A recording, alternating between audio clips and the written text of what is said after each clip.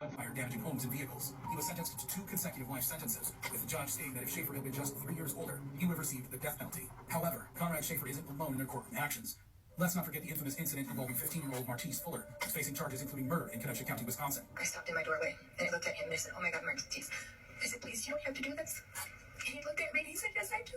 Fuller broke into his ex-girlfriend's house with a handgun and fatally shot his ex-girlfriend in her bedroom while she was listening to music. Her mother, who rushed to the scene upon hearing the gunshots, confronted the assailant and was shot twice, but survived. During the trial, he showed little emotion. Fuller pleaded not guilty, but the jury ultimately found him guilty on 3 counts. We, the jury, find the defendant guilty of first-degree intentional homicide. At his sentencing, Fuller, perhaps for the first time in the courtroom, displayed some emotion. However, he continued to assert his innocence and delivered a statement through his attorney, expressing his apologies to the family. Mr. Fuller's prepared a statement that he asked that I read on his behalf. Martise writes, "Wholeheartedly, I wanted to write this giving my sincerest apologies to this family I once shared time and love with. Truthfully, I am sorry about the pain you've all suffered through this, but more importantly, the loss of my ex-girlfriend Kaylee that I loved too. So I am sorry.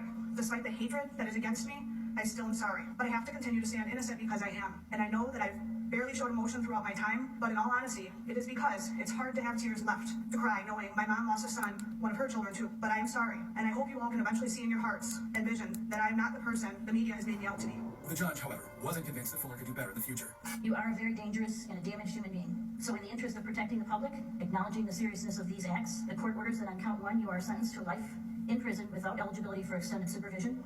Despite the gravity of his sentence, Fuller appeared largely unaffected. However, as we saw Fuller's unconcern with his sentence, it brings to mind the strikingly similar response of Jennifer Mee. When I walked out to the corner, I hit the first gunshot after the first gunshot. I ran. At 15, Jennifer Mee became popular as the Hiccup Girl due to her sudden bout of uncontrollable hiccups. She even appeared on shows and events. Eventually, she was cured, and her popularity ended. But Jennifer wasn't satisfied. She needed the fame, so she and her boyfriend, Lamont Newton, and another friend, Lauren Rayford, set up a robbery with victims she had met online. The trio lured a 22-year-old man to a vacant home, where they robbed and fatally shot him, taking $50 as a reward. As if Jennifer's offenses weren't enough.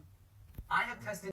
Fatally shot him, taking $50 as a reward. As if Jennifer's offenses weren't enough, her demeanor in court will leave you dumbfounded. At 19 years old, she was arrested on charges of first-degree murder. During her trial, this recorded call she made to her mother while in detention was played for the jury. Hello? Hi, Mama. Hello, Jeff. What's going on? I'm in jail. What are you in jail? It's first-degree murder, it's first-degree. Who do you kill? It all went wrong. Who are you trying to kill, Jennifer? Nobody was supposed to happen like that, Mom. Jennifer was sentenced to life imprisonment without the possibility of parole. Jennifer's co-defendants, Rayford and Newton, were also sentenced to life imprisonment for their roles in the murder. However, when emotions run high in court, the actions of Jennifer Mee and Alyssa Bustamante leave us questioning sanity itself. Was her throat cut? And Alyssa said yes. And that's when the grandmother broke down and began crying. Alyssa Bustamante was a troubled 15-year-old girl who lived with her grandparents and siblings in St. Martins, Missouri. On October 21st, 2009, Bustamante lured her 9-year-old neighbor, Elizabeth Bolton, into the woods behind her house. She strangled, stabbed, and slit the throat of the innocent girl, then buried her in a pre-dug grave. I just wonder what it was like just to kill someone, see the life just ran out of someone. I wonder. She then went to a church dance as if nothing had happened. If you thought Bustamante's crimes were reprehensible, brace yourself for her shocking conduct during the proceedings. Police found Olsen's body 2 days later after Bustamante confessed to murder. She was arrested and charged with first-degree murder and armed criminal action. She pleaded guilty to a reduced charge of second-degree murder in exchange for avoiding a trial and a possible life sentence without parole. At her sentencing hearing, Bustamante apologized to Olsen's family and said she regretted her actions. However, the judge was not moved by her remorse and sentenced her to life in prison with the possibility of parole after 35 years. She will be eligible for release in 2054, when she will be 60 years old. However, let's compare the jaw-dropping reaction of Bustamante to the astonishing behavior of 19-year-old Nicholas Cruz. My name's Nick, and I'm going to be the next school shooter of 2018. My goal is at least 20 people with an AR-15 and a couple tracer rounds. A gunman who carried out the deadliest high school shooting in U.S. history. Cruz killed 17 people and wounded 17 others at Marjorie Stoneman Douglas High School in Parkland, Florida on February 14, 2018. He used a semi-automatic rifle that he had legally purchased a year earlier. I came out and asked him, "What are you going to do with the rifle?" And the reply was, "I go shooting with my friends on the weekends. I just want my own stuff." Despite the horrifying nature of Cruz's offenses, his actions during sentencing managed to shock everyone present. Cruz was arrested and charged with 17 counts of premeditated first-degree murder and 17 counts of attempted first-degree murder. He pleaded guilty to all the charges, admitting his responsibility for the massacre. What's going on today, bro? The demons, man. Demons? Voices.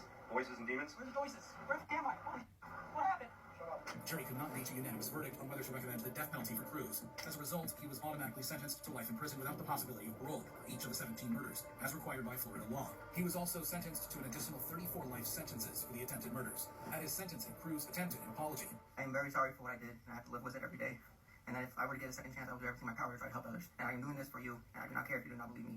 And I love you, And I know you don't believe me, but I have to live with this every day. Cruz showed no remorse or empathy for his actions and instead wore a red prison jumpsuit, glasses, and a mask. He even laughed at one point during the proceedings. Cruz's lack of emotion and his escape from the death penalty outraged and disappointed many of the victims' relatives who had hoped for a different outcome. However, while it was clear that Cruz didn't care about the years he was going to spend in jail, his behavior in court was very different to that of 19-year-old Keandra Cook, a high school student who used a dating app to set up a robbery scheme with her boyfriend. Kendrick Bass. Cook lured Perry Naida, a Palm Coast man, to a secluded spot in South Daytona, where Bass and others attacked him and his friend, Emmanuel Purcell, who had accompanied him. Bass shot Purcell in the chest, but luckily he survived. However, what Cook did in court was even crazier. Cook was arrested and charged with principal to carjacking with a deadly weapon and principal to aggravated battery with a deadly weapon. All 3 charges. Sentence you to 20 years in state prison.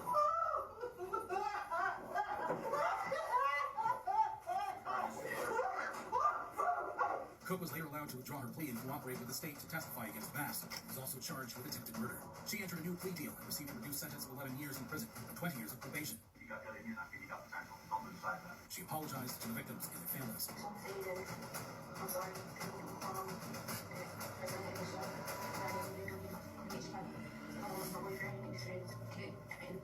However, this wasn't the only time a convict freaked out during their sentencing. Take, for example, the case of 18-year-old Dalton Wright, a teenager who was involved in the murder of Jordan Klee, a high school student and athlete in Ann Arbor, Michigan. Wright and 2 other youths planned to rob Klee of his drugs, clothes, and shoes, but Klee fought back. Wright then shot him in the back of the head, killing him instantly. Just when you thought Wright couldn't sink any lower, his behavior in the courtroom will leave you stunned. Wright was arrested and charged with felony murder, armed robbery, conspiracy to commit armed robbery, and felony firearm possession. The family of the victim read a very emotional victim impact statement. But this is how serious Wright felt about their pain. Sincerely hope that whatever it was you wanted so badly, that you felt that you could murder my son, will for the next at least 52 years of your continued existence. You won't get the luxury of raising your child because you took my remains. When he was called to address the court, Wright shocked everyone. But they are. I'll be home somewhere. I'll be Keanu. I love my family. That's all you got to say. Wright showed no remorse or empathy for his actions. His attitude in court shocked and angered the judge and the victim's family. The judge reserved some choice words for him. I'm very tempted to just say I'm not going to accept this sentence agreement. We'll go to trial, and if you're convicted of felony murder, you'll go to prison for the rest of your life. That means you'll die there. That's what I'm tempted to do. Wright was eventually sentenced to 25 to 52 years in prison for his role in the murder. He told me to hear I did lots of it. It's nothing compared to the explosive actions of 13-year-old Antonio Barbo and 14-year-old Nathan Pop during their trial. She said that she's going to have to call Antonio's mom, and Antonio kept looking at me, and then he hit her in the head. In September 2012, Antonio and Nathan conspired to and brutally murdered Antonio's great-grandmother, 76-year-old Barbara Olson. The kids bludgeoned her to death using a hammer and a hatchet, then stole her purse. What's even more chilling is that after committing this heinous crime, they used part of the stolen money to buy marijuana and pizza. We were going to try to scare her to get money and then use force if needed. When you say use force if needed, was there a discussion about what type of force you might use? An attack, I guess, to kill. During the legal proceedings, Antonio Barbo changed his plea from not guilty by reason of mental illness or defect to no contest, reaching an agreement with the prosecution. However, he was very remorseful. I know I don't show my emotions much. I myself am not sure why. But that doesn't mean I don't.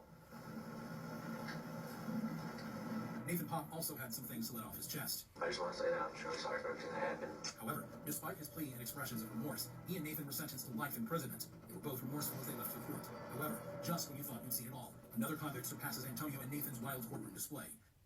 As I approached, I got closer, saw her really sniffing at a particular area. So I pulled her back, and when I looked, kind of second-guessed myself, I thought I saw a dead body, but I wasn't too sure, because, it was missing some limbs. Enter 18-year-old Matthew Borges, facing a murder charge for the beheading of 16-year-old Lee Valoria Paulino in December 2016. Borges and Paulino were students at Lawrence High School and had reportedly smoked marijuana together in November 2016, which was the last time Paulino was seen alive. Paulino's body was discovered by a dog walker near the Merrimack River 2 weeks after he went missing. The details of the scene were chilling. Listen as the dog walker explained what he saw.